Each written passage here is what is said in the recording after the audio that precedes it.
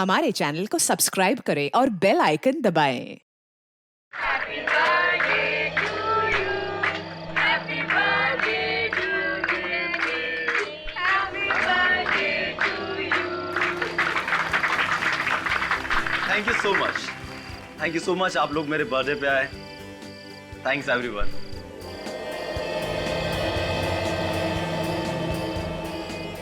Happy birthday भैया, very very happy birthday. आप चुप चुप चुप।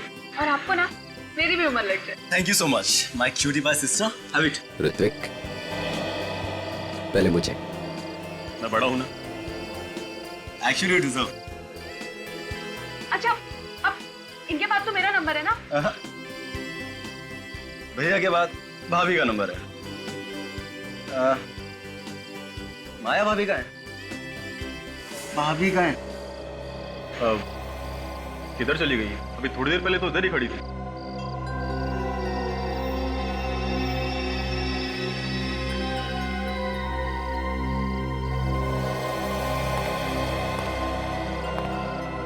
किधर है माया? तुम्हें किसके लिए रखा गया है? ध्यान नहीं रख सकते थे उसका? मैम वो अभी यहीं थी, उनको भूख लगी थी तो वो कुछ खाने के लिए काउंटर की तरफ गई थी। मुझे नहीं पता वो कहाँ चली गई अचानक से। अगर मेरी बीवी कहीं भी चली गई और उससे कुछ भी हुआ तो फिर देखना मैं तुम्हारा क्या हाल करता हूँ। अरे भैया आप इतना टेंशन क्यों ले रहे हो? भाभी यहीं गई होंगी। आप प्लीज रिलैक्स हो जाओ। मार डाला, उसने मार डाला। अन्ना, वो उसने मार डाला। उसने मार डाला, उसने मार डाला उसको। माया होश में आओ। किसने मार डाला और किसको? हाँ, अनुष्का ने ऋत्विक को मार डाला। उसने खून कर दिया उसका। क्या हुआ भाभी? क्या हुआ? तुम? हाँ भाभी, मैं तो जिंदा हूँ। इसकी लाश तो वहाँ पड़ी हुई है। मैं सच बोल रही हूँ। हाँ? लगता है इसे झटका लगा है। इसके दिमाग की हालत अभी ठीक नहीं है। अर्नव, प्लीज इसका दिमाग की इलाज किसी अच्छे डॉक्टर से कराओ। अर्नव, मैं बिल्कुल ठीक हूँ। अनुष्का तुम झूठ बोल रहे हो। मैंने तुम्हें देखा है। तुमने ऋत्विक का खून किया है। तुमने इसी गन से उसको मारा है। तुमने खून किया है ऋत्विक का। माया, कुछ नहीं हुआ है। ये सिर्फ तुम्हारे दिमाग का वहम है। ये मेरा कोई वहम नहीं है। वहाँ ऋत्विक की लाश पड़ी हुई। तुम मेरे साथ चलो, मैं तुम्हें दिखाती हूँ। आ मेरे साथ। उसकी लाश वहीं पड़ी। हाँ, वहाँ पर है। मेरा विश्वास कर, वो वहीं पर है।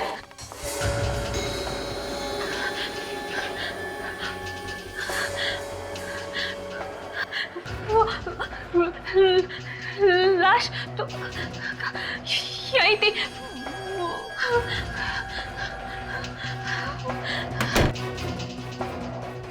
आज के दिन भी ये नाटक करने की क्या जरूरत थी तुम्हें? आखिरकार तुमने सारे मेहमानों के सामने हमारी इज्जत उछाल कर रखी थी।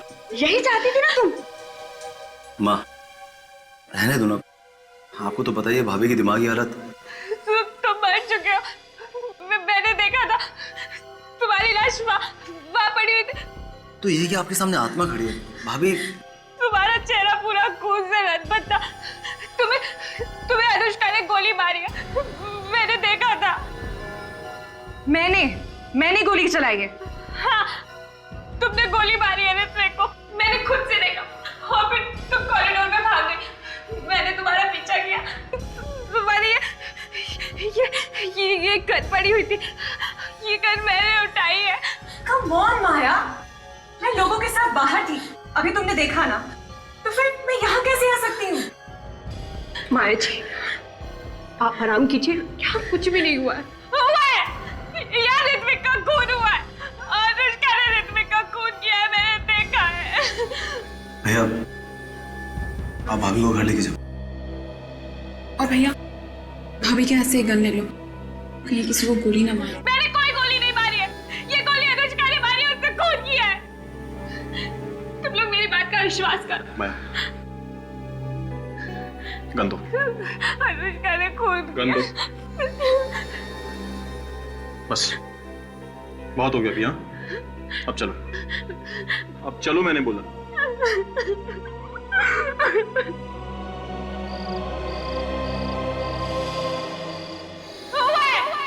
यार ऋत्विक का खून हुआ है। अनुष्का ने ऋत्विक का खून किया है, मैंने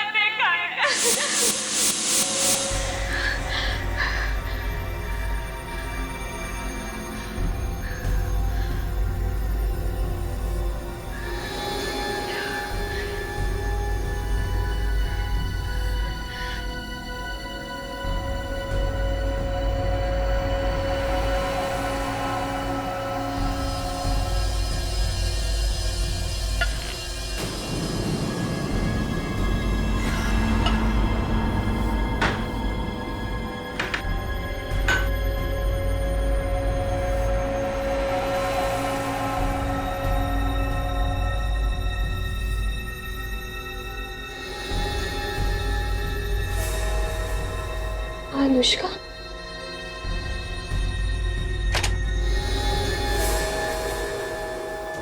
तूने मुझे खून करते हुए देखा था ना, अब तू भी नहीं बचेगी।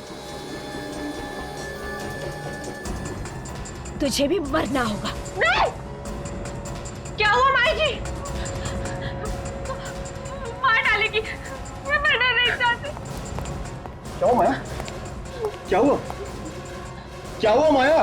पता नहीं सर, ये सोते सोते अचानक से चौंक गई और कह रही है कि ये कोई मारना चाहता है। कौन मारना चाहता है माया? वो वहाँ पर खड़ी अनुष्का, वो मुझे मार डालेगी।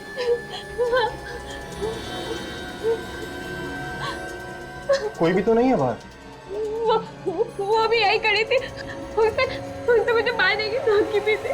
आर्नव, तुम्हें कितनी बार कह चुकी हूँ कि तुम्हारी बीवी का दिमाग खराब हो चुका है। अब इसे घर में रखना ठीक नहीं है, इसे हॉस्पिटल पर जाओ। कैसी बात कर रही हैं आप मॉम? अरे कुछ नहीं हुआ उसको, ठीक हो जाएगी वो। जब इतने दिन तक ठीक नहीं हुई तो अब तक खाक ठीक हो जाएगी। मैं झूठ नहीं बोल रही, आप लोग मेरा विश्वास कीजिए। वो मार डालेगी मुझे, मैं मरना नहीं चाहती। माया, ये वहम निकाल दो अपने दिमाग से प्लीज, और अभी सो जाओ। प्रिया, माया का ध्यान रखना।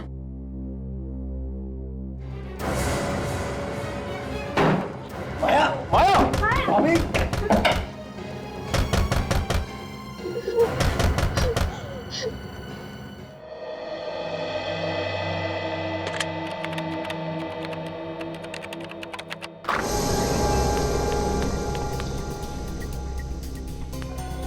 बचा लीजिए, मुझे बचा लीजिए।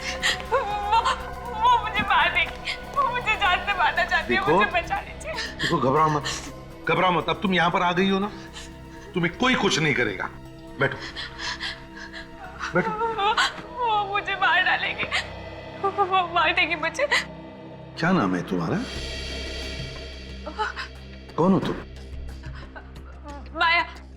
माया। अच्छा माया, बताओ कौन मारना चाहता है तुम्हें? वो मेरे घर की खिड़की के बाहर खड़ी थी और उसके हाथ में गन भी थी। वो मुझे मार देगी। निखिल, जरा पानी लेकर आओ। मार देगी वो। उसके हाथ में गन थी और उसने तुम्हें मारा नहीं? मैं भाग के यहाँ पर आ गई। अच्छा माया, बताओ कौन है वो जिसने तुम पर गन तान के रखी थी? वो अनुष्का, एक खून कर चुकी है वो, और अब मुझे मारना चाहती है। अनुष्का? किसका किसका खून किया है अनुष्का ने? अपने बिजनेस पार्टनर ऋत्विक का खून कर चुकी। तुमने देखा खून होते हुए? तुम्हारे सामने हुआ खून? और उसके बाद उसने तुम्हें मारने की कोशिश की? सर, कुछ गड़बड़ है। माया, शांत हो जाओ और जरा डिटेल में बताओ, क्या क्या देखा तुमने?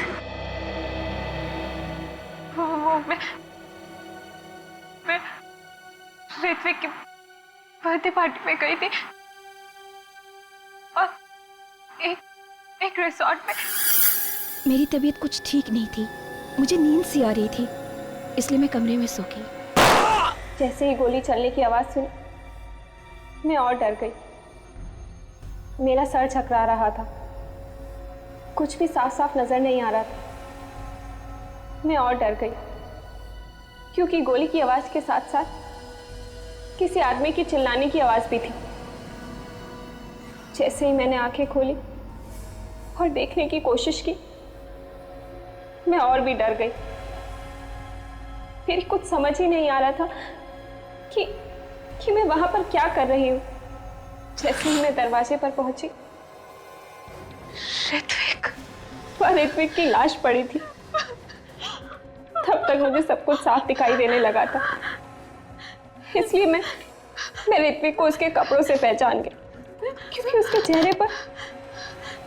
चेहरे पर खून ही खून लगा हुआ था। इसलिए मैं मदद के लिए चिल्लाते हुए बाहर निकली।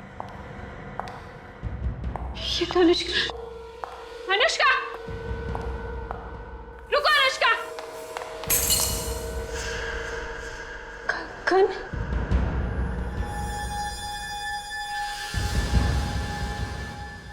इसका मतलब अनुष्का ने ऋत्विक का खून किया। अनुष्का, अनुष्का रुको। मैं थोड़ी दूर तक उसके पीछे भागी मगर वो अचानक गायब हो गई। ऋत्विक का खून होने के बाद तुमने देखा वो जिंदा था? हाँ? हाँ सर। एक आदमी दो दो जगह पर। एक ऋत्विक वो जिसे तुमने मरा हुआ देखा तुम्हारे ही कमरे में, और दूसरा ऋत्विक वो पार्टी में जिंदा। हाँ सर, मैंने ऋत्विक को मरते हुए देखा। कोई मेरी बात का विश्वास ही नहीं कर रहा है सर। माया, तुम्हारी तबीयत कुछ खराब लगती है, कोई दवाई वगैरह ले रही हो क्या? दवाई तो मैं रोज लेती हूँ। कैसी दवाई है? पता नहीं, पर रोज लेनी पड़ती है।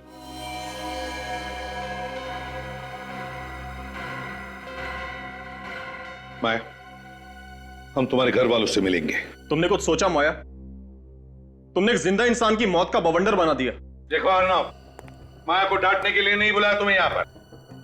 खून हुआ है वहां पर, समझे? सर, अगर खून हुआ होता तो क्या मैं जिंदा होता? सर माया की दिमागी हालत ठीक नहीं है। ये देखिए, मेरे पास डॉक्टर की रिपोर्ट भी। सर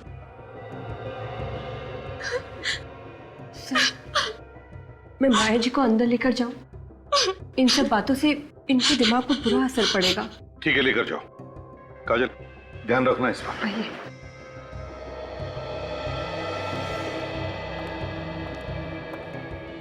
तो बताओ, माया कमरे में गई थी या नहीं? सर, गई होगी, हमें क्या पता।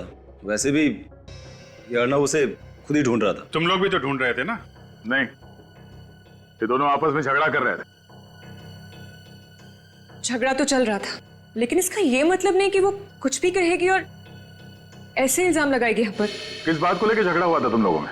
वो ऋत्विक ने मुझसे कुछ पैसे लिए थे, आज तक लौटा नहीं पाया, तो इसी बात पर हमारे बीच झगड़ा हो रहा था। तुम भी तो गई थी ना माया के घर उसे मारने के लिए? नहीं सर, वो झूठ बोल रही है। मैं तो अपनी स्टूडियो में थी। कोई सबूत है? हाँ सर, गवाह भी है और सबूत भी। आप चाहते हैं तो मैं आपकी बात करवा दूंगी। ठीक है, सबूत भी देख लेंगे। ये बताओ, ये गन माया के पास आई कैसे? बोलती क्यों बंद है तुम तीनों की? कि माया सच तो नहीं बोल रही? खून हुआ है वहां पे, ऋत्विक का नहीं तो किसी और का। सर, हम मानते हैं कि माया के हाथ में गन थी सर, लेकिन अगर उस कमरे में किसी का खून हुआ होता तो कम से कम वहां पे लाश तो मिलती, या फिर कमरे में कहीं ना कहीं खून के धब्बे तो मिलते सर। ठीक है, इस बार हम तीनों को छोड़ रहे हैं, लेकिन ध्यान रखना, अगर जरूरत पड़े तो फिर से बुला लेंगे। जी सर। जा सकते हो तुम लोग।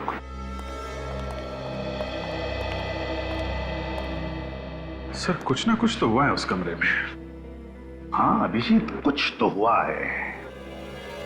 लगता है इस माया की बातों में सच्चाई है, लेकिन समझ में नहीं आता है कि ये गन माया के पास आई कहां से। सर, माया ने बताया कि उसने गोली चलने की आवाज सुनी थी। इस गन पे साइलेंसर लगा हुआ है, तो उसने आवाज सुनी कैसे? सर, लगता है दो बार गोली चली है। एक बार साइलेंसर के साथ और दूसरी गोली चली है बिना साइलेंसर के। मान लिया सचिन, लेकिन पहली गोली किस गन से चली? साइलेंसर वाली गन से या बिना साइलेंसर वाली गन से? वहां जो कुछ भी हुआ है उस होटल के कमरे से ही पता चल जाएगा।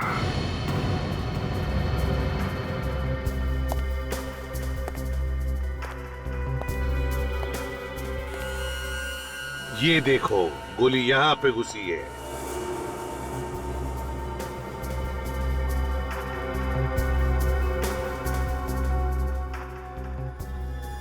वहां भी अंधाधुंध गोलियां चली है सचिन। सर, लेकिन माया कह रही थी कि उसने एक ही गोली की आवाज सुनी है, बाकी गोलियों की आवाज उसने सुनी क्यों नहीं? वही तो, और तो और इतना बड़ा रिसोर्ट है, सैकड़ों लोग यहाँ पर काम करते हैं, फिर भी किसी को पता कैसे नहीं चला कि यहाँ पर खून हुआ है, इतनी गोलियां चली है? क्यों सर, ना तो कोई कमरे में लाश मिली और ना ही कोई खून का निशान। तो क्या वो औरत झूठ बोल रही है, हा? उसने अपनी आंखों से देखा ना खून होते हुए? सर वो औरत सन की लगती है, पूरे होटल में गन लेकर घूम रही थी हाथ में, सब लोग डरे हुए थे उससे। बाहर जाके खड़े हो जाओ। सर ये माया तो ये भी कह रही थी कि लाश दरवाजे के पास यहाँ अंदर पड़ी थी घर में और दरवाजा बंद था, तो फिर खूनी ने गोली चलाई कहां से होगी?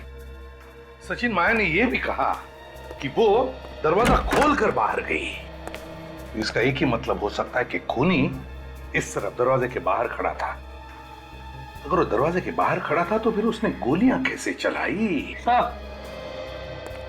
ये देखिए सर, अजीब सा कांच का टुकड़ा है सर, पेट के नीचे मिला। वाकई अजीब सा टुकड़ा है ये, ना किसी बल्ब या ट्यूबलाइट का है, ना फिर किसी फोटो फ्रेम का। जरा मैग्नीफाइंग ग्लास दे दो।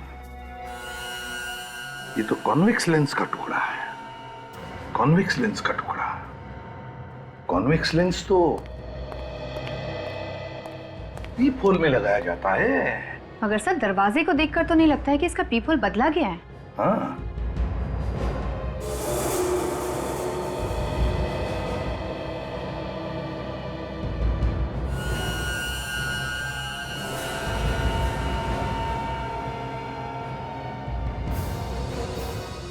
राजल, ना सिर्फ पीप-होल बदला गया है बल्कि ये दरवाजा भी बदला गया। दरवाजा बदल दिया क्या? हाँ, दरवाजा भी बदला है। इधर आओ। कमरे का दरवाजा किसने बदला? सर रिसोर्ट में रेनोवेशन काम चल रहा है, शायद किसी ने बदल दिया हो। काम चल रहा है, शायद किसी ने बदल दिया हो। तो फिर वो बड़ा पुराना दरवाजा। सचिन, काम करो, तुम और काजल जाओ और देखो कहीं पर ये दरवाजा मिलता है क्या। सर सर एक बात तो समझ में आ गई, गोली पीप-होल से ही चली है, दरवाजा भी अंदर से बंद था, फिर लाश कैसे गायब हो गई सर? हाँ, गोलियां पीप-होल से चली है और दरवाजा अंदर से बंद था, तो फिर लाश को यहां से गायब कैसे किया गया?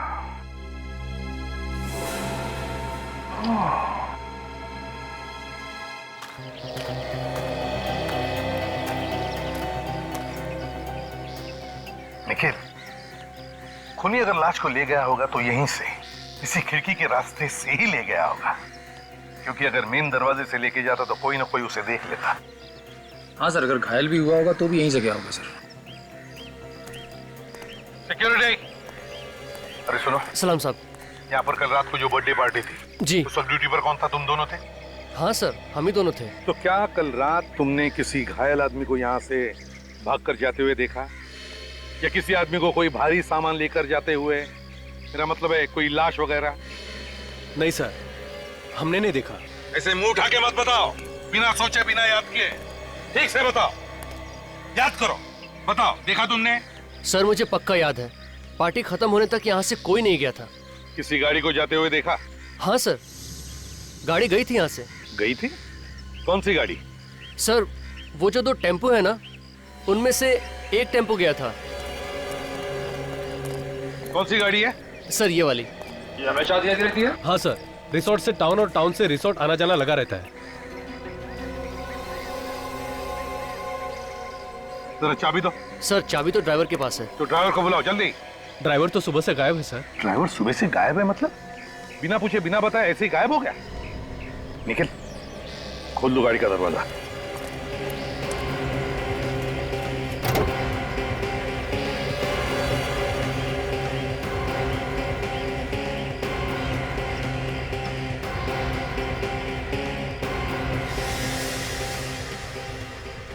गाड़ी तो एकदम साफ कर दी है। सर ड्राइवर ने बिना पूछे गाड़ी धुलवा डाली थी, उसकी वजह से उसे मैनेजमेंट से बहुत डांट पड़ी थी। बिना पूछे उसने गाड़ी धुलवा दी? जी। अगर कोई खून या उंगलियों के निशान हो तो वो भी धुल गए होंगे।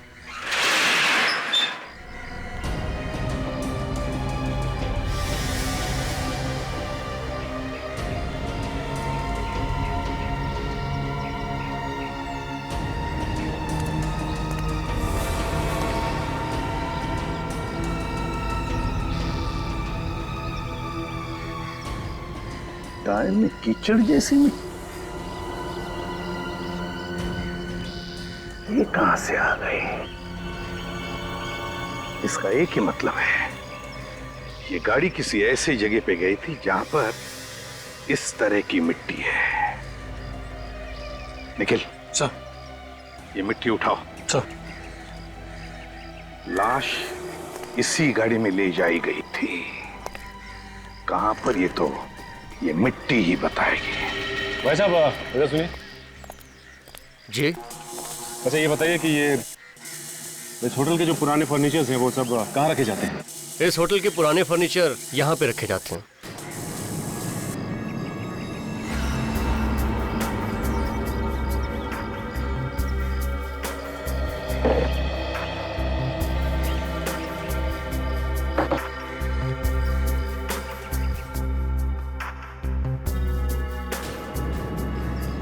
काजल, लगता है वो दरवाजा इसके पीछे ही है। बंद कर दिया, संभल के।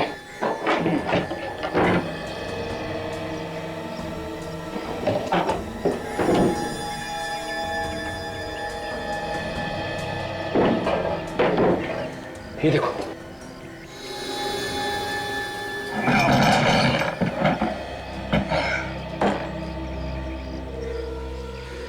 लगता है काजल ये दरवाजा वही है। हाँ, इसका तो पीपल भी टूटा हुआ है। इसका मतलब काजल गोली यहीं से चलाई गई है। ये जो 3 गोलियां हमें रिसोर्ट के कमरे में से मिली थी वो उसी गन से चली है जो माया के पास थी। फॉरेंसिक का रिपोर्ट भी यही कहता है। मतलब सर ये तीनों गोलियां साइलेंसर वाली गन से चली है, इसीलिए माया को गोली चलने की आवाज नहीं आई। बस सर उस गोली का क्या हुआ जिसकी आवाज माया ने सुनी थी? क्या वाकई अगर खून हुआ है जिसे माया ने देखा है तो गोली अभी भी उसी लाश में ही होनी चाहिए। मगर सर लाश कहां पर है? खूनी को वहां से लाश ले जाते हुए किसी ने देखा कैसे नहीं? हाँ ये बात तो है, बड़ी प्लानिंग के साथ सब कुछ किया गया है दया, वरना इस अनुष्का और ऋत्विक की जैसा ही ड्रेस कोई क्यों पहनता? हाँ सर, और ये सब इसलिए किया गया ताकि माया को किसी तरह से ये खून होते हुए दिख जाए और उसका दिमाग खराब हो। मगर सर कोई माया को पागल क्यों बनाना चाहेगा? कोई ना कोई तो वजह जरूर है, कोई ना कोई तो वजह है। एक बात और सर, अगर ये सब एक प्लान था तो हो सकता है जो आदमी मारा गया है उसे मालूम ना हो कि उसकी मौत होने वाली है। वो तो बेचारा कोई छोटा मोटा एक्टर होगा जो इसमें फंस गया। हाँ बेचारा। इस खूनी ने उसे झूठ बोलकर पटा लिया होगा सर। उसने बताया होगा कि कोई नाटक करना है जिसमें ऋत्विक के कपड़े पहनने हैं और फिर सचमुच गोली मार दी उसे। मगर सर एक बात अभी तक समझ में नहीं आ रही है, वो आदमी सचमुच मर चुका है या फिर सिर्फ घायल हुआ है? और एक बात, वो लड़की जिसने अनुष्का जैसी ही ड्रेस पहनी थी, वो ड्रेस आई कहां से? अब अनुष्का 2 ड्रेस तो नहीं बनाएगी बिल्कुल वैसी की वैसी ही। इस अनुष्का से पता लगाना चाहिए कि उसने वो ड्रेस कहां पर बनवाई थी। वहीं से पता चलेगा कि कौन है ये दूसरी लड़की जिसने वैसी ही ड्रेस बनवाई थी। वही खूनी है दया, वही खूनी है। बॉस दरवाजे को तो एकदम साफ सूफ करके रख दिया गया है। बहुत ही होशियार खूनी है, फिंगरप्रिंट्स भी एकदम साफ कर दिए। सर की गोली तो पीपोल में से ही चली है ना? हाँ, गोली पीपोल से ही मारी गई। और कोई खून वगैरह मिला दरवाजे पर? नहीं, दरवाजे पर कोई खून नहीं था। किसी ने उसे भी साफ कर दिया? बड़ी प्लानिंग के साथ मर्डर किया है, खून ही साफ कर दिया। अरे रेडी, दरवाजे पर खून होता तो साफ करता ना, खून था ही नहीं दरवाजे पर। अब मेरा दिमाग चकराने लगेगा सर। गोली चली, खून हुआ, मगर खून नहीं निकला। अरे यार गोली चलेगी तो खून निकलेगा। अरे तो सर फिर खून गया तो गया कहां? और अगर सर किसी को गोली लगेगी तो थोड़ा बहुत खून तो उड़ेगा ही ना। थोड़ा बहुत खून तो जरूर उड़ेगा, लेकिन इस दरवाजे पर जरा भी खून नहीं था। खून होता तो केमिकल डालते दिख जाता ना। तो फिर अभी ये कहना मुश्किल है कि वाकई में किसी का खून हुआ है या नहीं। बिल्कुल तय, वाकई मुश्किल। और हाँ बॉस ये जो 3 गोलियां मिले ना आपको रिजॉर्ट के कमरे में से, इन तीनों गोलियों पर भी जरा भी खून नहीं था। चलो मान लिया कि गोली पीपोल में से ही चली थी, फिर जो भी कोई आदमी पीपोल की उस तरफ से बाहर देख रहा था, गोली चलते ही उसकी खोपड़ी के तो चिथड़े चिथड़े उड़ जाते हैं।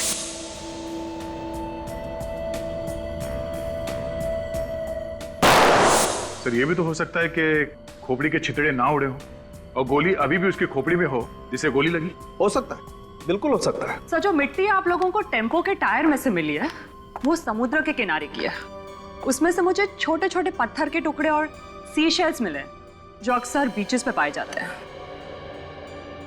इसका एक ही मतलब है दया, खूनी ने लाश को टेम्पो में डाला और समुद्र के किनारे ले गया। रिसोर्ट के आसपास जो भी बीच है, लाश वहीं पे मिलेगी।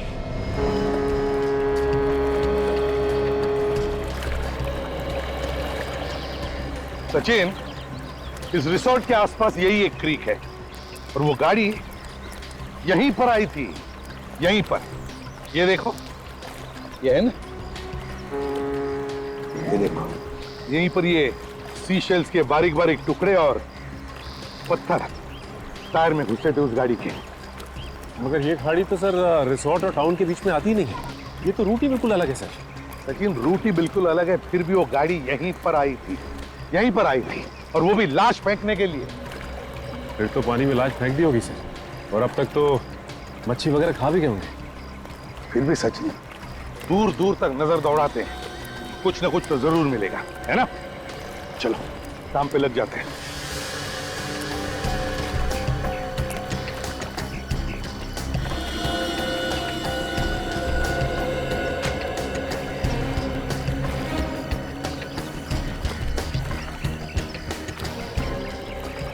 हाँ सचिन, कुछ नहीं सर।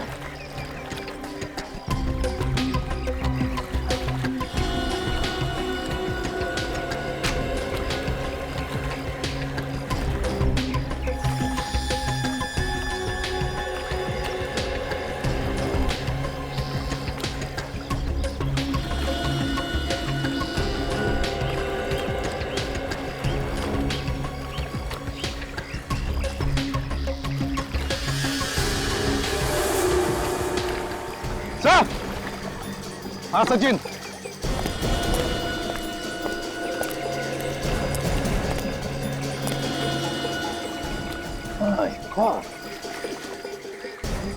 लाश इसे पलटा था।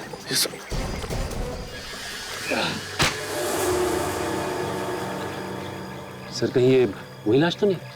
सचिन, ये वही लाश है। इसे रिसोर्ट में मार डाला और यहां ला करके जला दिया, और फिर गाड़ी को अच्छी तरह से धुलाकर रिसोर्ट में जाकर के खड़ी कर दी।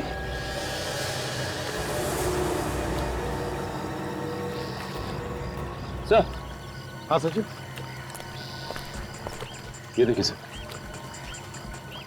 ये क्या है? ये तो कोई लोहे का टुकड़ा दिखता है, पिघला हुआ। लेकिन सर क्या हो सकता है ये? सचिन, अगर यहां पर है तो ये जरूर कोई ना कोई सबूत तो है ही है, कोई ना कोई सबूत तो है।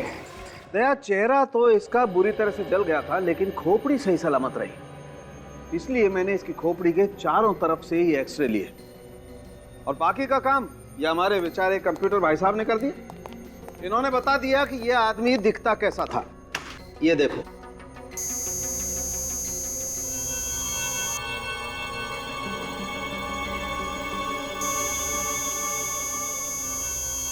चलो, अब तो माया के परिवार वालों में से कोई तो इसे पहचान ही लेगा। और नहीं पहचाना तो? अब नहीं पहचाना तो अब सर, मुझे तो लगा था कि केस खत्म हो गया। गड़बड़ हो सकती है फेडी। अगर परिवार का कोई आदमी इसमें मिला हुआ है और उसे पता चल गया कि हमें लाश मिल गई है, तो कहीं इस माया की जान खतरे में न पड़ जाए। मगर सर, इस आदमी के बारे में पूछताछ तो करनी पड़ेगी। ये है कौन, और इसे ऋत्विक जैसे कपड़े क्यों पहन रखे थे? देखो भाई, मैं आप लोगों को इतना तो बता सकता हूँ कि इस आदमी की उम्र 35 से 40 साल के बीच में थी। कुछ और पता चला डॉक्टर साहब? हाँ दया, इस आदमी की कलाई की रिस्ट की हड्डी टूटी हुई थी, ये देखो, और इसने प्लास्टर लगाया हुआ है। प्लास्टर लगा हुआ है? मतलब हड्डी अभी अभी हाल ही में टूटी होगी? बिल्कुल। तो किसी हॉस्पिटल में जाके उसने प्लास्टर लगवाया होगा।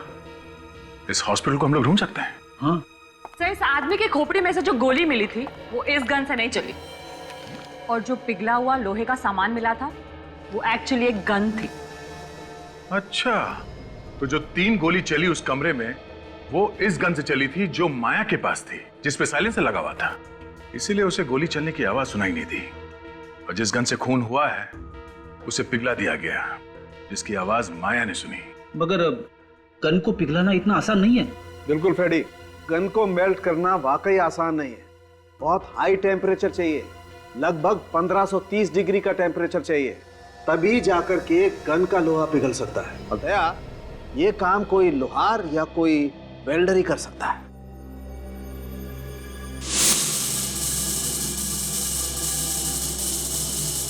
सर, एक वेल्डर रिसोर्ट में ग्रिल का काम कर रहा था, हो सकता है काम भी उसी ने किया।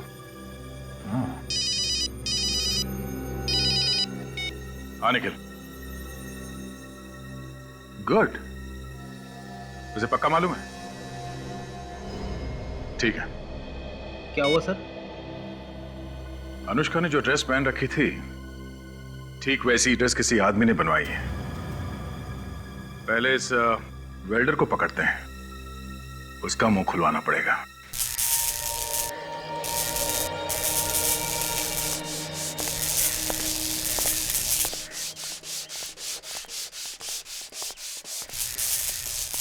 जी सर। तुम जाओ। ठीक है।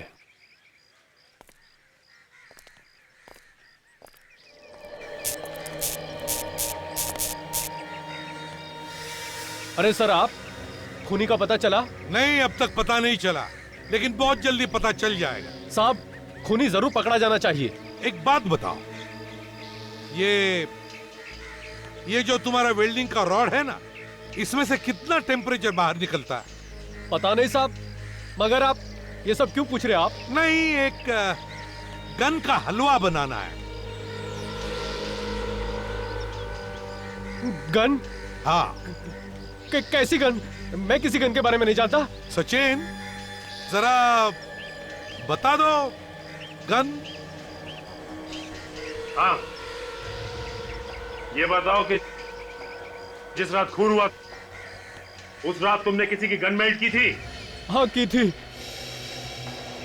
किसकी गन थी वो? मालूम नहीं साहब। सर, इससे पहले कि कोई आ जाए, इसको अपना कमाल दिखा दो। ठीक कह रही हो काजल तुम।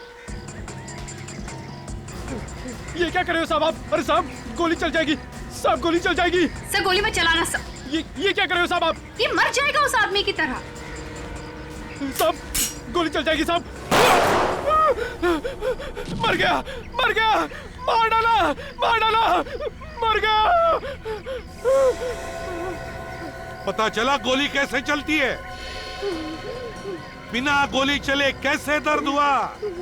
सोचो उसे कितना हुआ होगा दर्द जिस पर ये गोली चली थी।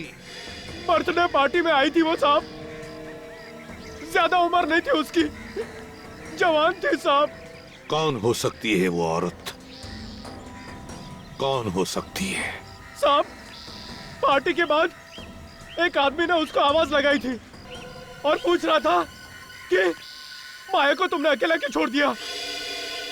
तुम पहचान लोगे उसे? हाँ साहब।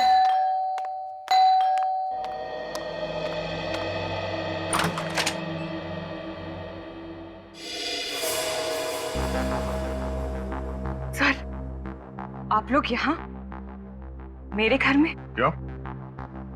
हमारा यहाँ आना मना है क्या? नहीं सर, ऐसी कोई बात नहीं है। आप लोग अचानक ऐसे आ गए।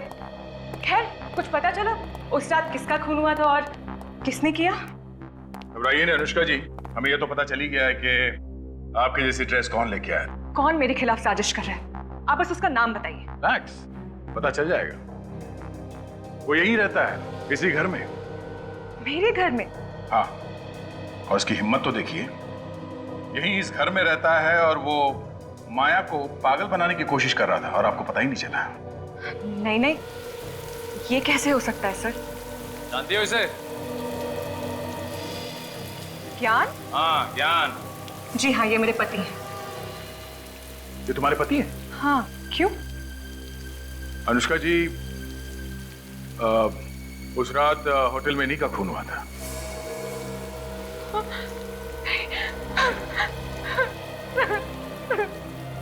ये बात आपको पता कैसे नहीं कि उस रात को उस बर्थडे पार्टी में आपके पति भी? ये कैसे हो सकता है? ज्ञान तो यहाँ था ही नहीं, वो तो 1 हफ्ते पहले ही यूएस गया था। पर वो यूएस गया ही नहीं, क्योंकि वो भी इस प्लान में मिला हुआ था। पर उसे अंदाजा नहीं था कि इस सब में वो खुद मारा जाएगा। ज्ञान के दोस्तों का एड्रेस या टेलीफोन नंबर मालूम है आपको? तो प्लीज बताइए। जी सर, मैं आपको ज्ञान के खूनी को ढूंढने में जरूर मदद करूंगी।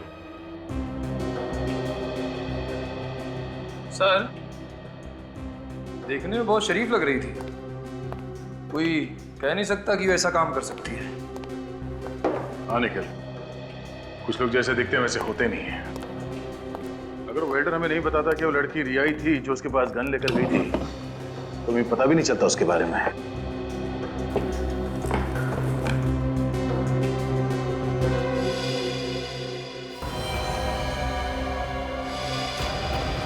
ये रिया किसी एक डॉक्टर के पास नहीं जाती थी, अलग अलग डॉक्टरों के पास जाके अलग अलग दवाइयां लिखवा कर लाती थी।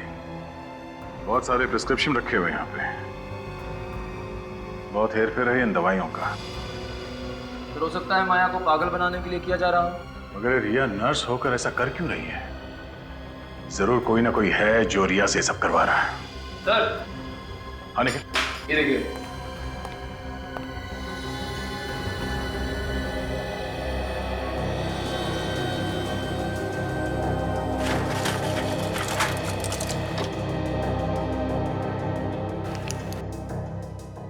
दवाइयों में नाम नहीं लिखा है। सर, इंजेक्शन बहुत सारे हैं सर, हो सकता है दवाइयाँ नकली हो। ये नर्स लोगों को बचाने का काम कम करती है, लोगों को मारने का काम ज्यादा। हाँ सचिन, इस रिया का मोबाइल के बारे में पता चला? उसकी लोकेशन क्या है? नहीं पता चला। अच्छा, मालूम हुआ कि वो ज्यादा किससे बात करती थी? हाँ, क्या नाम है उसका? ज्ञान। ठीक है, इस ज्ञान का एड्रेस निकालो। निखिल सर, ये सारी दवाइयां उठा लो। Okay sir. ये दवाइयां हमारे लिए सबूत का काम करेंगी। सच बोल रहे हो? वाकई मालूम नहीं तुम्हें कि ज्ञान क्यों रुका था होटल के कमरे में? नहीं सर, नहीं मालूम। ज्ञान ने तो कहा था कि वो कहीं 7 दिनों के लिए बाहर जा रहा है अपनी पत्नी अनुष्का के साथ, कहीं इंडिया से बाहर। ये ज्ञान तुम्हारा दोस्त था ना? नहीं सर। सर, जिस ट्राई स्टार होटल में ज्ञान ठहरा हुआ था उसका मैनेजर आ रहा है सर। गुड।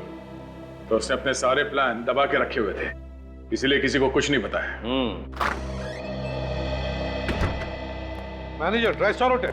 हाँ सर, मेरा नाम कंसाकिया है, मैं ही होटल ट्राइस्टर का मैनेजर हूँ। बस तो जल्दी से ज्ञान के बारे में क्या जानते हो बताओ।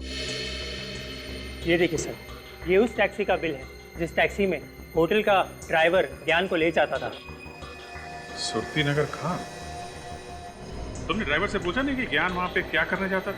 पूछा था सर, पर उसे कुछ नहीं मालूम। उसे वो जगह तो मालूम होगी ना जहाँ पे वो ज्ञान को छोड़ता था? हाँ, ये उसे जरूर पता होगा। बस तो वहीं पे पता चलेगा कि ये सारा मामला है क्या। ये फैक्ट्री तो बंद पड़ी, फिर ज्ञान यहाँ क्या कर रहा था?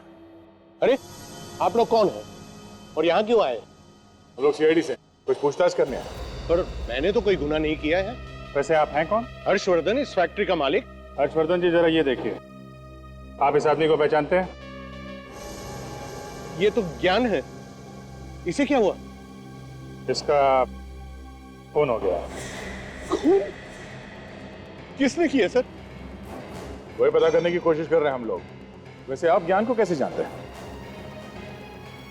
सर, ये मेरी भतीजी माया का पति था। क्या? माया का पति? आप होश में है ना? माया का पति कोई और है, वो जिंदा है।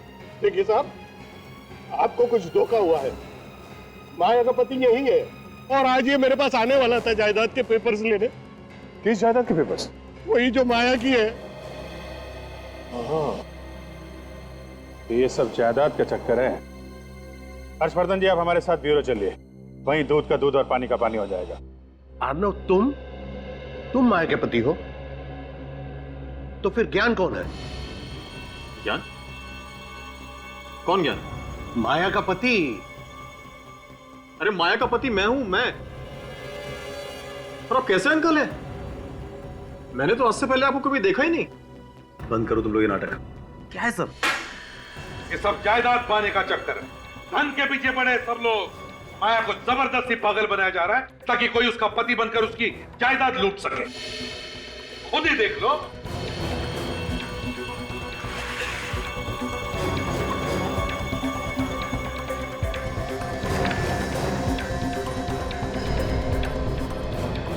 तो माया की वसीयत। ये सारा झंझट इसी वजह से हो रहा है।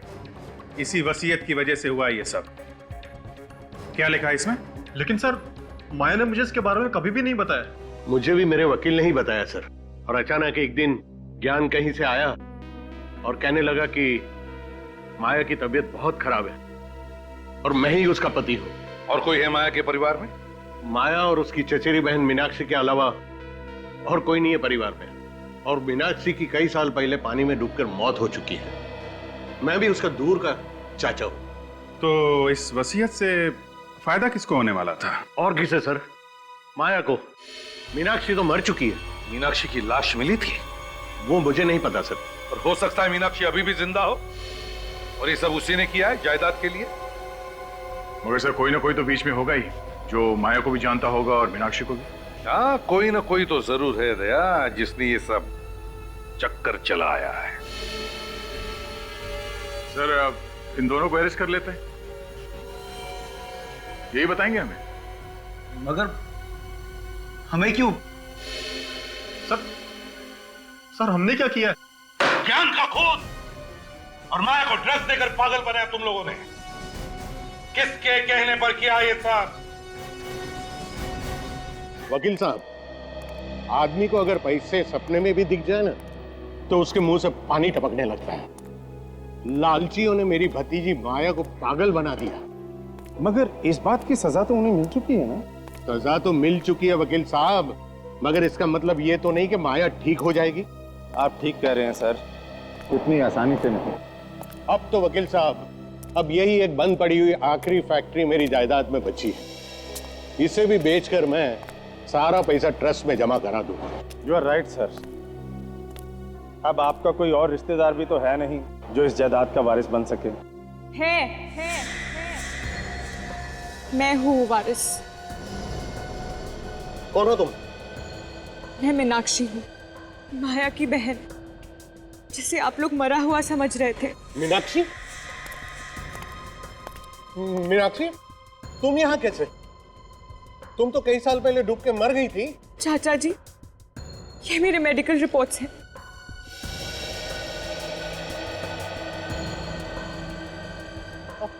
अब तक सामने क्यों नहीं आई? मेरी बात का लोग विश्वास नहीं करेंगे, मुझे इस बात का डर था। हाँ, तुम्हारा डर सही था भी। हम भी तो यही पूछने वाले हैं कि इतने दिनों से कहां छुपी थी तुम और क्यों? सीआईडी। हाँ, सीआईडी। तुम्हें लगा कि ऋतिक और अर्णव ये तो पकड़े जा चुके हैं, केस खत्म। अब तुम खुल के सबके सामने आ सकती हो। यहाँ आने का रास्ता भी हमने ही खोला है। अनुष्का जी, आई एम सॉरी, मीनाक्षी जी है, ताकि यहाँ खुद आकर तुम कहो कि सारी जायदाद की वारिस मैं ही हूं।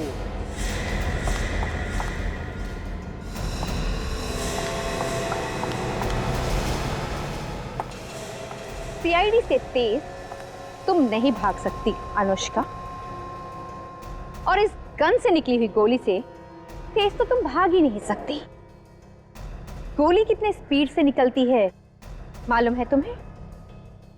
1 सेकंड में 900 किलोमीटर। जब स्पीड ही नहीं मालूम तो भागी क्यों?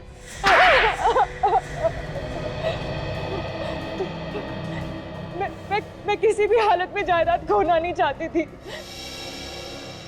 जायदाद की याद से ही मेरा दिमाग खराब हो जाता था। तुम्हारा पति ज्ञान भी मिला हुआ था इसमें? नहीं सर, वो तो बस मेरा नाम का पति था तो मेरा गुलाम। सुना, अपने पति को गुलाम कह रही। एक जमाना था जब औरतें अपने पति को भगवान मानती थी सर, और ये तुमने अपने पति ज्ञान को ऋत्विक के कपड़े पहना दिए और फिर उस पर गोली चला दी। उस बेचारे को पता भी नहीं चला होगा कि मौत कब आ गई। आधी जायदाद तो तुम्हें वैसे ही मिल जाती, तो फिर उस बेचारी माया को पागल बनाने की क्या जरूरत थी? मुझे पूरी जायदाद चाहिए थी। आधी जायदाद भी तो करोड़ों रुपयों की है। बचपन में ही मेरे माँ बाप मर गए थे। मुझसे सब कोई नफरत करता था, सब माया को ही प्यार करते थे, और ये सब देखकर मैं अंदर ही अंदर रोती थी सर। तो तुमने माया को पागल बना दिया, ऊपर से अपने पति का भी खून कर दिया। अब जिंदगी भर जेल में सड़ते रहना, फांसी का ऑर्डर आने तक।